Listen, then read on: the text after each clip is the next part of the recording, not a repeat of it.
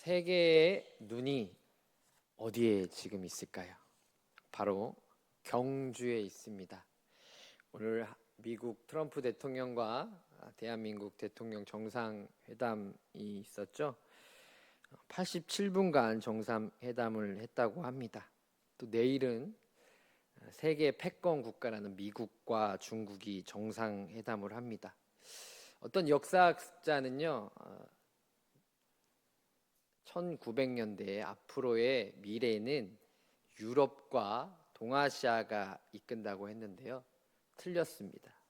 지금의 세계는 미국과 중국의 패권의 흐름으로 이어가고 있습니다. 그래서 그런지 세계가 지금 대한민국, 특히 경상도 경주에 집중하고 있습니다.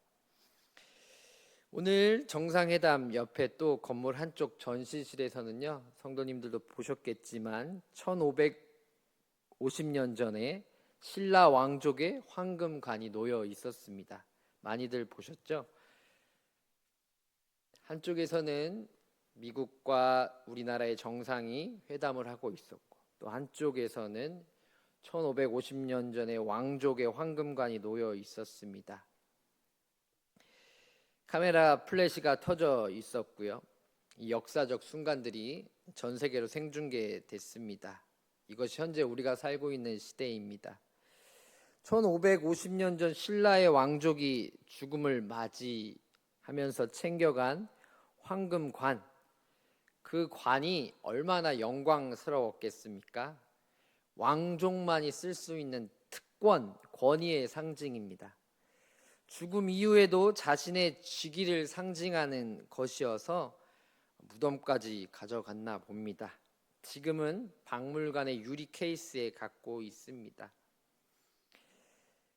신라는 망했죠. 왕족들도 죽었습니다. 그들의 권력과 명예, 지위도 다 사라졌습니다.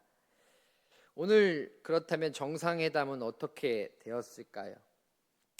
이 모두 마음이 같을 겁니다. 지금은 역사적이지만 앞으로의 이 정상회담도 150년, 1550년이 지나면 우리들의 또 질문 속에 남길 겁니다.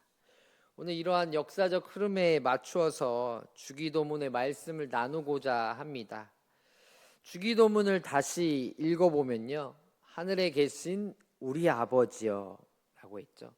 하늘들에 계신 우리 아버지여, 이름이 거룩히 여김을 받으시오며, 이렇게 2강까지 했습니다. 그리고 오늘 나라가 임하옵시며입니다. 첫 번째는요, 이 6가지의 청원 중에 거룩함에 대한 기도였습니다. 주님의 이름이 거룩히 여김을 받아주세요. 그리고 오늘 배울 통치에 대한 기도입니다. 주님의 나라가 임하게 해달라는 것입니다. 총 6가지의 청원으로 되어 있는데요, 처음에 세 청원은요 모두 하나님을 향한 것입니다. 이름이 거룩히 여김을 받으시오며, 나라가 임하옵시며, 뜻이 이루어지옵시며, 이 3가지는 하나님을 향한 것이고요. 우리에게 일용할 양식을 주옵시고, 우리가 우리에게 죄진 자를 사여 준 것 같이 우리를 시험에 들게 하지 마옵시고, 이것은 우리 자신을 향한 것입니다. 오늘 배울 나라가 임하옵시며 주기도문의 중심입니다. 왜냐하면 이 말씀이 하나님이 누구신지, 그리고 그분이 이 세상을 어떻게 다시 만들 것인지를 한 문장에 담고 있기 때문입니다. 성도님들, 나라란 무엇이라고 하세요? 흔히들 우리 중고등학교 때 배우는데 나라의 3요소, 영토, 주권, 국민이라고 하잖아요. 일반적으로 우리는 나라를요, 지도 위에 그려진 영토라고 생각합니다. 한반도, 삼면이 바다로 둘린 이 한반도, 저 보이진 않지만 실제하는 아메리카, 미국, 또 바로 옆 나라, 섬나라, 일본, 이런 식 말입니다. 하지만 성경에서도 말하는 나라는요 다릅니다. 나라는요 통치를 말합니다. 어떤 왕의 의지가 실현되는 것을 나라라고 합니다. 그 왕의 뜻이 지배하고 그 왕의 질서가 이루어지는 영역을 나라라고 부릅니다. 따라서 천년의 역사, 이 경주의 고도 있는 신라라는 나라, 신라 왕의 통치가 미치는 곳이 신라라는 것입니다. 조선 왕의 통치가 미치는 곳이 조선이라는 것입니다. 그래서 하나님의 나라는요, 하나님의 뜻이, 하나님의 의지가 이루어지는 곳입니다. 여기서는요, 중요한 발견이 있습니다. 우리는 지금 두 개의 나라 속에 살고 있어요. 세상 나라와 하나님 나라 속에 살고 있습니다. 세상 나라는요, 이 세상의 권력자들이 통치하는 곳입니다. 하나님의 나라는요, 하나님의 의지가 이루어지는 곳입니다. 이 두 나라는 동시에 존재합니다. 우리 삶은 이 두 나라의 경계에 있는 것입니다. 주기도문의 기도가 이것이에요. 내 삶이 있는 이곳에, 세상 나라의 질서가 있는 이곳에 하나님의 나라가 임하게 해달라는 겁니다. 하나님의 뜻이, 하나님의 의지가 이루어지게 해달라는 것이 주기도문입니다. 신라 왕족이 우리에게 보여준 것이 무엇입니까? 경주박물관으로 다시 돌아가 보겠습니다. 6개의 신라 금관이 모인 것은 역사적으로 한 80년 만이라고 하는데요. 이 관은요, 황금으로 만들어졌습니다. 단순한 금이 아니라 정교하게 세공된 나뭇가지 모양의 세움 장식들로 있습니다. 주렁주렁 늘어진 이 금드리개들, 신문이나 텔레비전에서 봤죠? 이것이 무엇입니까? 이것은 권력의 상징입니다. 계급의 증명입니다. 신성성의 표현입니다. 그런데 우리가 놓치는 게 있습니다. 왜 왕족들이 죽음 앞에서도 이 관을 무덤에 챙겨갔을까요?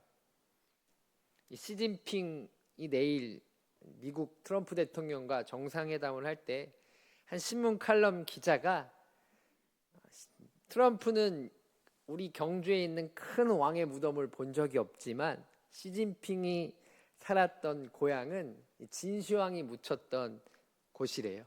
그래서 별로 놀라지 않을 것 같다고 하는데요. 진시황도 마찬가지죠.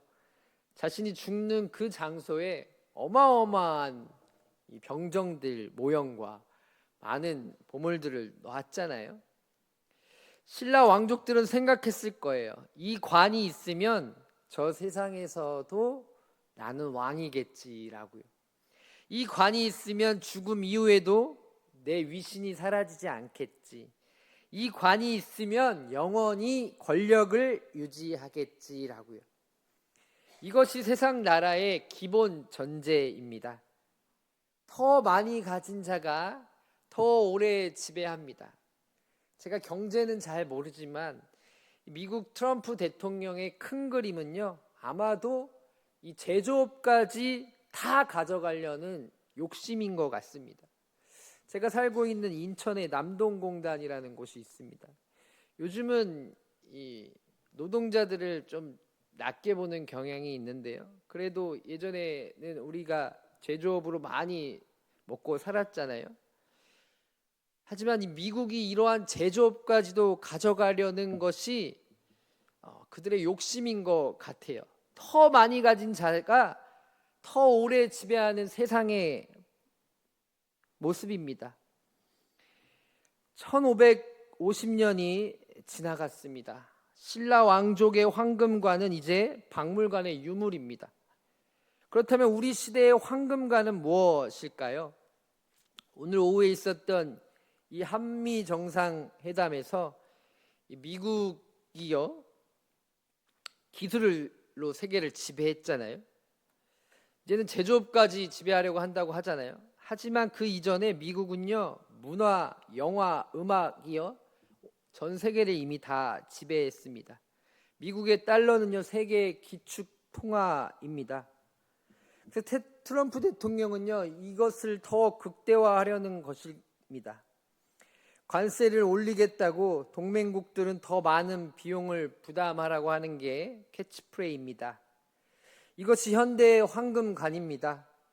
초강대국으로서의 지위, 세계 경제의 주도권, 다른 나라들을 자신의 뜻에 따르게 할 수 있는 힘을 가지려고 하는 것이 이 세상 나라의 모습입니다. 우리 대한민국은 이 사이에서 줄타기를 하고 있는 것입니다. 미국의 동맹국이면서도 중국과 경제관계를 유지해야 하고요. 트럼프 대통령이 김정은을 만나고 싶어하는 말을 했던 것처럼 북한의 위협도 있습니다. 이것이 세상 나라의 현실입니다. 하지만 여기서 끝이 아닙니다. 이 질서는요, 우리 일상에도 침투합니다. 성도님들, 혹시 이런 생각을 해보신 적 있나요? 우리 집이 이 정도면 괜찮겠지라는 생각. 교회에서 다른 권사님들과 비교하면 우리 신앙이 괜찮겠지라는 생각들. 손자, 손녀가 좋은 대학과 좋은 직장, 이만한 학교에 가면 되겠지 하고 뿌듯해 하신 적 있죠.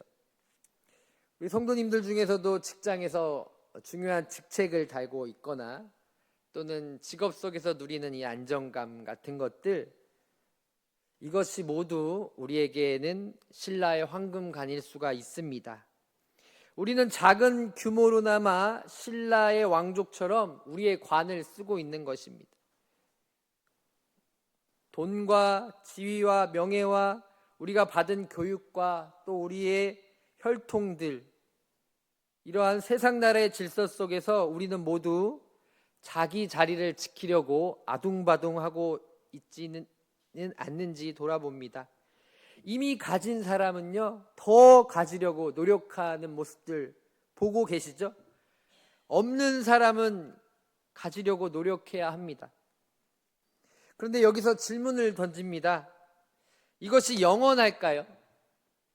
신라의 황금관을 다시 보겠습니다. 1550년이 지났지만 이 왕족들의 권력은 사라졌고요. 통치도 끝났고 그들의 지위는 유물이 되었습니다. 세상 나라의 모든 권력은요, 시간 앞에서 무너집니다. 영국도 무너졌고요. 소비에트도 무너졌고 몽골 제국도 무너졌습니다. 가장 강한 제국도 결국 멸망합니다. 가장 큰 부자도 결국 죽습니다. 가장 높은 지위도 결국 사라집니다. 예수님은요, 이를 복음서 같은 마태복음 24장 35절에 천지는 없어질지언정 내 말은 없어지지 아니하리라 라고 말합니다. 임시적인 것은 모두 사라지지만 하나님의 말씀은 영원하다는 것입니다. 세상 나라의 운명은 무너질 것입니다. 그렇다면 우리의 황금관도 결국 무너질 것입니다. 이제 반전이 일어납니다. 세상 나라의 질서를 봤으면요, 우리 하나님이 통치하시는 이 나라의 질서를 잠시 보도록 하겠습니다. 요한복음 13장 2절에서 5절에 보면요, 예수님이 제자들의 발을 씻깁니다.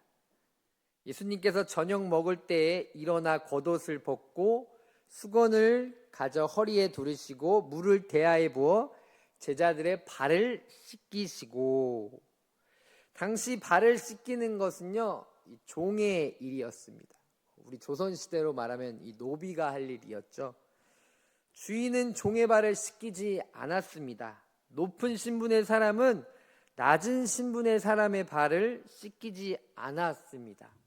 특히 왕은 절대 그런 것을 하지 않았습니다. 그런데 예수님은 왕으로서, 왕 대신 하나님의 아들로서, 만유의 주로서, 창조주로서 더러운 제자들의 발을 씻기셨습니다. 왜 씻겼을까요? 같은 복음서 요한복음 13장 14절에 그러므로 내가 너희 발을 씻겼으니 나는 주요 또 선생이로되 너희 발을 씻겼은즉 너희도 서로 발을 씻기는 것이 옳으니라. 아멘. 예수님은요 이렇게 말씀하셨어요. 또 누가복음 22장 27절에 나는 너희 중에서 종으로 있노라 라고 말합니다. 반대잖아요. 세상 나라의 왕들은 이 어마어마한 권력 앞에서 자신의 힘과 권위를 드러내잖아요. 그런데 하나님 나라의 원리는 왕 대신 주님이 섬김을 받기를 원하셨다라는 거, 이 반전의 역설이지 않습니까? 하나님의 나라의 왕은 섬기십니다. 할렐루야. 그래서 내어주는 역설이라고도 하죠. 예수님은 이렇게 말씀하셨어요. 마태복음 16장 25절에요. 누구든지 자기 목숨을 구원하려면 잃을 것이요 누구든지 나를 위하여 자기 목숨을 잃으면 구원하리라. 이순신 장군이 먼저인지 모르겠지만 이순신 장군도 이런 말을 하였죠. 이것은 세상 나라의 논리를 정면으로 거부하는 겁니다. 세상 나라는 말해요. 자신을 최우선으로 여겨라. 미국 먼저. 남을 밟고 올라가라. 더 가져야 더 살아남는다. 가지고 있는 이 제조업까지 쟁취하려고 하잖아요. 자신을 지켜야 생존한다. 하지만 하나님 나라는 정반대예요. 자신을 내려놓으래요. 자신의 권리를 내려놓으래요. 무시당하더라도 내려놓으래요.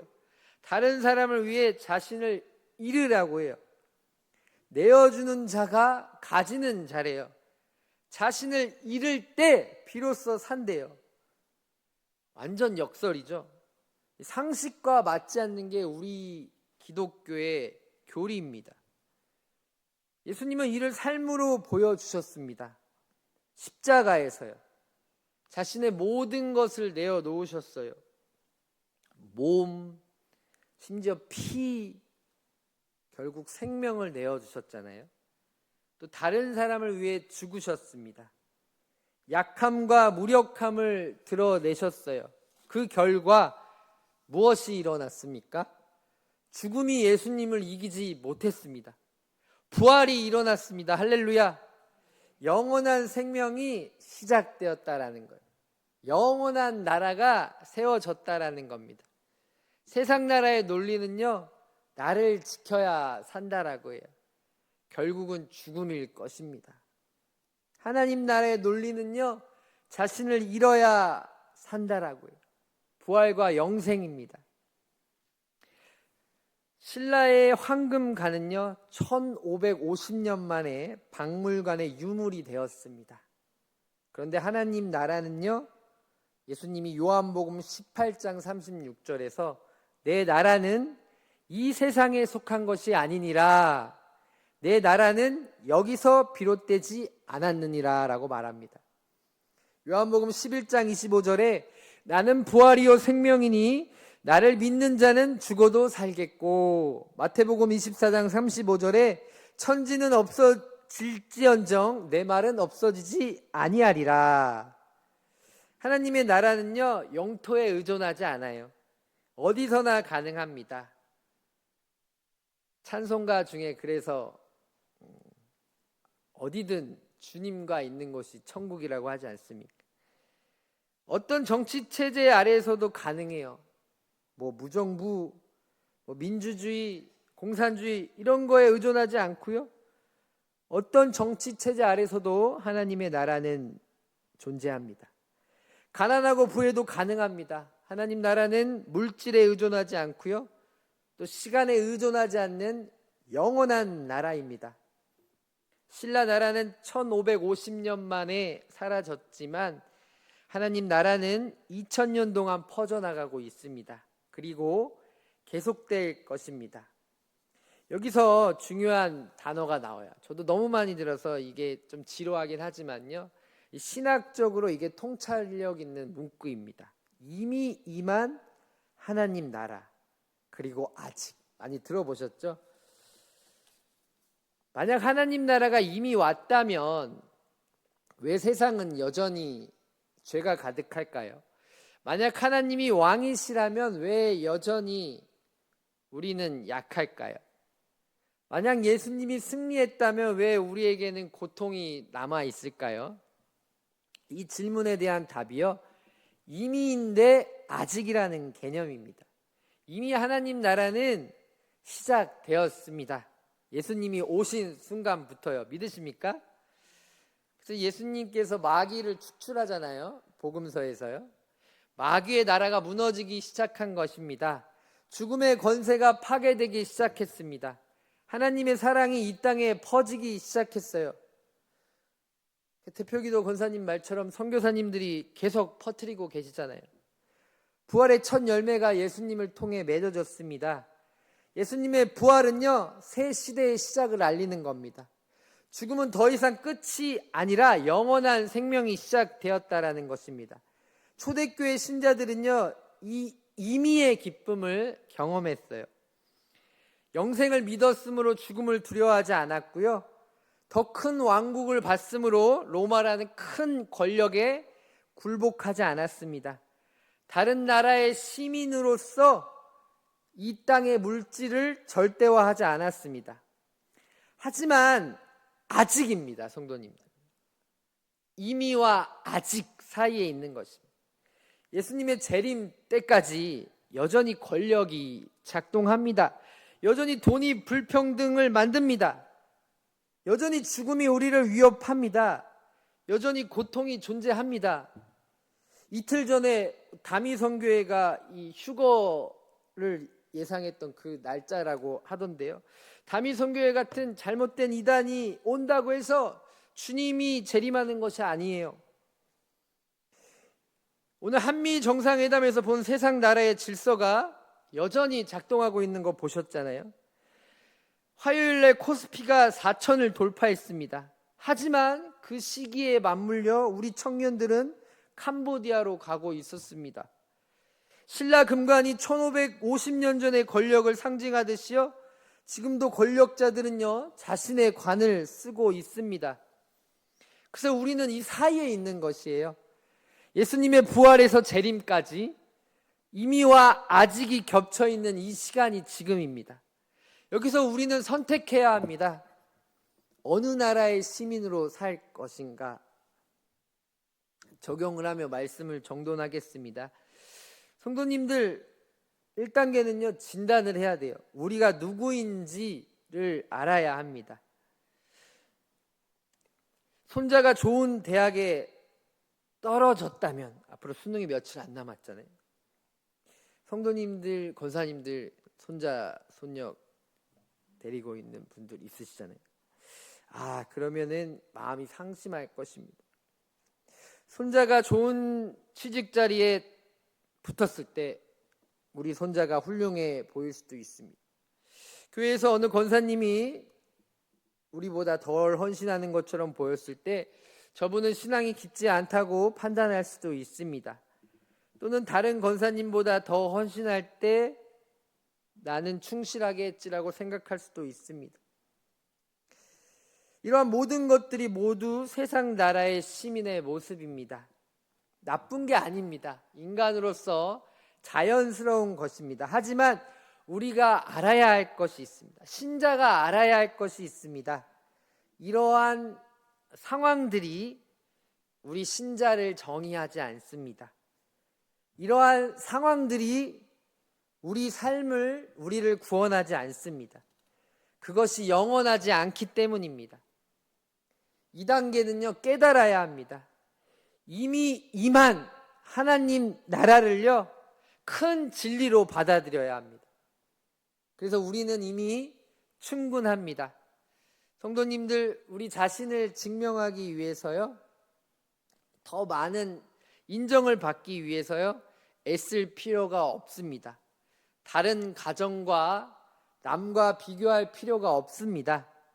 우리를 치장할 필요가 없습니다. 왜냐하면요, 우리는 하나님의 자녀이기 때문입니다. 예수님이 요한복음 15장 16절에 내가 이미 너희를 택했다라고 합니다. 너희가 나를 택한 것이 아니요 내가 너희를 택하여 세웠다라고 말합니다. 그래서 우리의 가치는요 많아도 없어도 우리가 가진 것에 의존하지 않습니다. 성공해도 실패해도 우리가 이룬 것에 의존하지 않고요, 높아도 낮아도 우리 지위에 의존하지 않습니다. 그래서 신자의 가치는 하나님이 우리를 사랑하신다는 그 사실에 있습니다. 할렐루야. 3단계는요 현실입니다. 우리가 신자로서 여전히 싸우고 있습니다. 여전히 유혹을 받습니다.